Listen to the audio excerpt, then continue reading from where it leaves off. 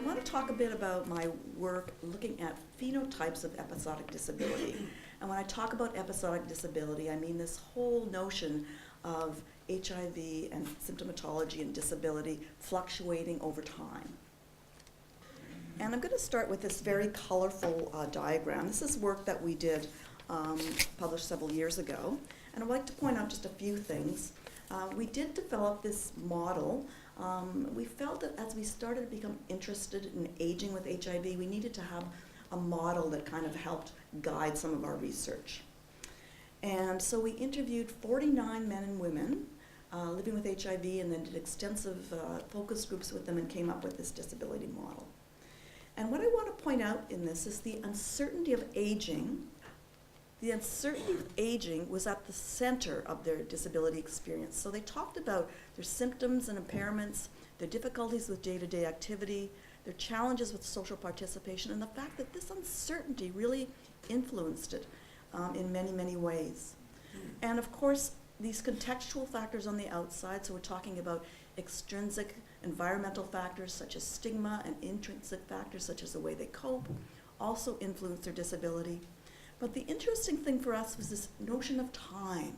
They talked a lot about time since diagnosis, time on medication, this whole episodic nature of disability that changes over time, the sense of growing older faster.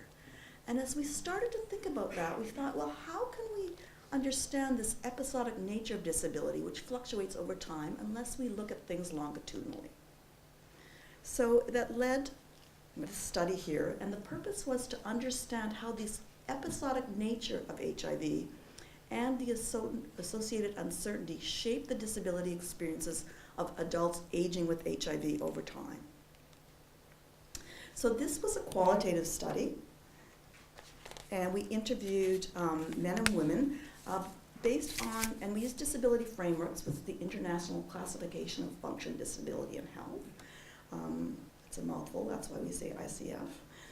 And also the Episodic Disability Framework, which was Kelly O'Brien's doctoral research. And what we did is we interviewed 24 men and women over the age of 50 that we recruited in the community, and we interviewed them 4 times over a year and a half. And this was a longitudinal qualitative study. I'm not going to talk a lot about the analysis other than to say I was very naive, and it was very time-consuming and challenging, and it really requires one to summarize data in multiple ways, both cross-sectionally and longitudinally. And what we did to examine this episodic nature of disability is at the first interviews, we asked a lot of questions about their symptomatologies, their day-to-day activities, their ability to participate. It was quite an extensive interview. We talked about their environment, the stigma they experienced, their ability to work, very extensive. And then we repeated this process at the time too, and we asked them to identify any changes that had occurred, any new things that had happened, whether things had ceased, whether they got better, they got worse. And we repeated this at time 3 and time 4. We developed a summary profile for each participant, and then we were able to identify common trajectories across participants, which I labeled as phenotypes.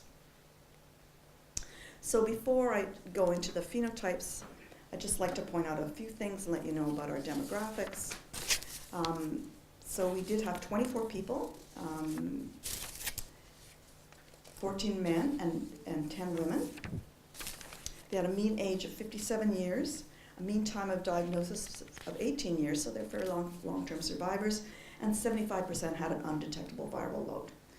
The amazing thing about our work is that we were able to retain all 24 participants over all 4 time points, so we had no one drop out. This is truly amazing, largely due to the talents of my research coordinator, Nicole. But what that meant, I did not anticipate that of course we'd retain everybody. Whoever does that? I mean, it was amazing. But it meant that we had 96 interviews. So for those of you who do any kind of qualitative research or are familiar with qualitative research, I have so much data. It's going to last me a very long time. So I will share with you the phenotypes. We have 4 phenotypes. Decreasing disability over time, increasing over time, stable, and significant fluctuations. So what I'm going to do is just show you some graphs. And this represents a particular participant. And just to orient you to the graph, on this axis here, this is the level of disability ranging from low to high, and then these are the 4 time points. And then I've just highlighted some of the disability components on this side. And I will tell you it's not all of them.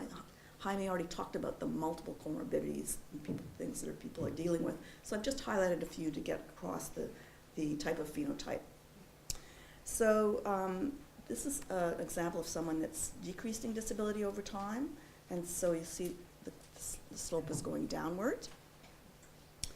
And this is a participant who is a 65-year-old gay man, diagnosed with HIV 21 years ago. Very active in the community, and he volunteers, maintains a healthy lifestyle through exercise and avoiding smoking and alcohol. He does have challenges with fatigue, but he had developed many strategies to cope with this. He had many health challenges, and he had many disabilities, what we would call disability. But he did not experience any new symptoms over time, and he had developed ongoing strategies. Really, he increased his activity levels, he kept positive, he accepted aging, and he talked about learning to live around it. So then this particular person has an unpredictable fluctuation in disability, and this is what we originally thought about when we talked about this episodic nature of disability, unpredictable fluctuations over time. So it's characterized by significant and unpredictable fluctuations over time. These participants of this particular phenotype experienced new illnesses and symptoms. Uncertainty was really a hallmark of their experiences. And so this is an example of a 61-year-old gay man, another long-term survivor of 29 years. He left the workforce and felt he was no longer employable, but he actively volunteered in the community. And he experiences many new physical and emotional challenges over the course of his interviews. He was diagnosed with prostate cancer between time 1 and time 2. He was very anxious and pessimistic about his future health and experienced significant fluctuations in physical health challenges. So he had neuropathy and pain that I've shown here, cognitive and memory issues, a lot of stress and anxiety, and his social participation was really episodic and varied with some of the symptomatology. And then we had a group that showed very little variation over time. They were stable, and they had multiple comorbidities, and they certainly would not describe themselves as being in good health. However, when they experienced new challenges, they were able to really actively engage in strategies to try to mitigate further disability. And acceptance and a positive attitude were really prevalent in this stable phenotype. So this graph represents a 59-year-old woman living with HIV for 6 years, actively engaged in work, volunteering, and social activities, and lived with her husband and her college-age children. And she did face challenges, and you can see her knee pain is in the yellow, and it really does fluctuate over time, but the overall result is really quite stable. She had fatigue, which also fluctuates, and she had anxiety and uncertainty, but she was able to really develop some strategies to cope with these things. And then we had people that had increased disability over time. So you see that the slant is kind of going up over time. So they showed continued worsening, minimal or no relief, or periods of improvement over time. And although there were fluctuations in health and disability on a daily or weekly basis, again, you can see a few squiggles there, the overall picture is one of increased disability. And many of these participants struggled with disclosure and dealing with new challenges. And they used what I would describe as passive coping strategies.